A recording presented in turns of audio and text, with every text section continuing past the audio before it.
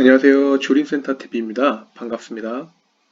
우리 채널은 주식 매매에 있어서 제가 매매했던 종목과 구독자 여러분들이 매매했던 종목을 살펴보고 단기, 중기 매매에 적합한 종목을 선택하는 방법에 대해 알아보는 채널입니다. 이번 영상에서는 확률에 관한 이야기를 하려고 합니다. 무겁지 않은 이야기지만 개인 투자자로서 한 번쯤은 생각해 볼 만한 주제입니다. 첫 번째, 개인 투자자들의 승률에 관한 오해입니다. 최근 연간 주식 매매에 있어서 5천만 원까지 양도소득세를 부과하겠다. 2020년부터 일부 적용을 시작해 2023년에 전면 도입하겠다고 하였습니다.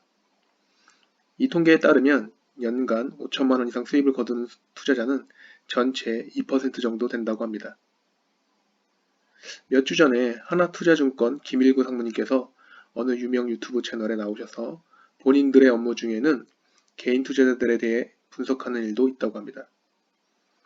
그분께서 하신 말씀이 주식 투자를 하는 개인 투자자들은 95%가 손실을 보고 있다고 하셨습니다.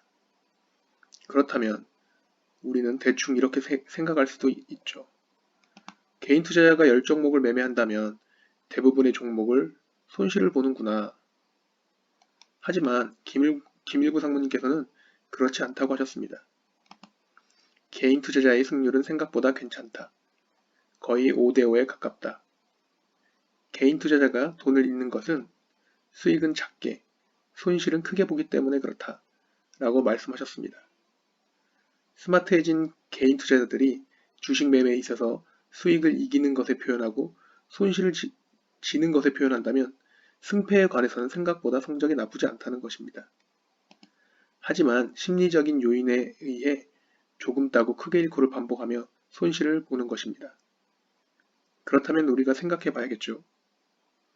상위 5% 안에 들어가 수익을 보려면 어떻게 해야 하는 걸까? 라는 의문이 생깁니다. 아주 간단하게 답을 찾아본다면 첫 번째는 승률을 압도적으로 높이거나 두 번째는 손실을 적게 보고 수익을 크게 봐야겠죠.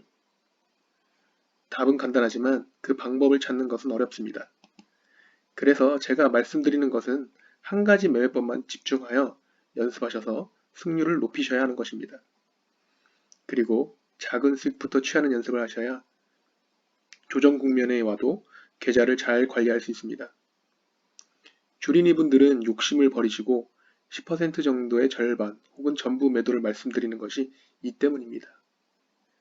장이 안 좋을 땐 5에서 7%에서 절반 혹은 전부 매도를 하셔서 수익에 대한 경험을 많이 쌓으셔야 합니다. 매도를 한 이후에는 주가가 더 오르던 더 떨어지던 상관하지 않아야 하죠. 물론 우리가 사람인지라 아무렇지 않을 수는 없을 것입니다.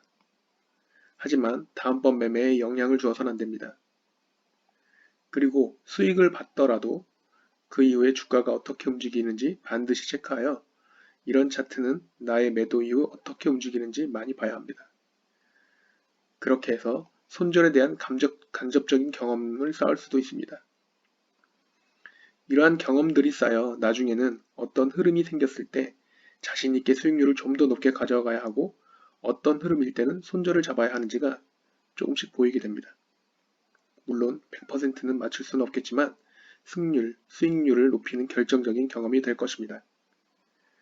적겠다고 많이 잃는 패턴은 인간의 기본적인 심리적인 요인 때문에 발생합니다. 주식이 떨어지면 본전 오면 팔아야지 간절히 애원하다가도 본전이 오면 더 오를 것 같은데 또 오르면 딱 5%만 더 오르면 팔자 라고 합니다.